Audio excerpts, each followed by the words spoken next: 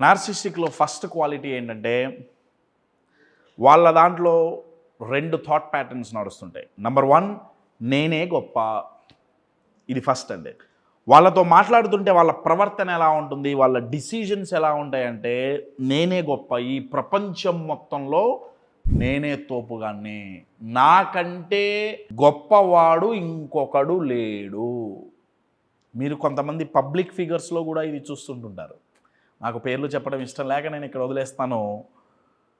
అంటే వాళ్ళ మైండ్లో ఒక ఇల్యూజన్లో బతుకుతుంటారు. ఆ ఇల్యూజన్ ఏంటంటే నేనే ఈ 900 కోట్ల మందిలో నేనే తోపుగానే.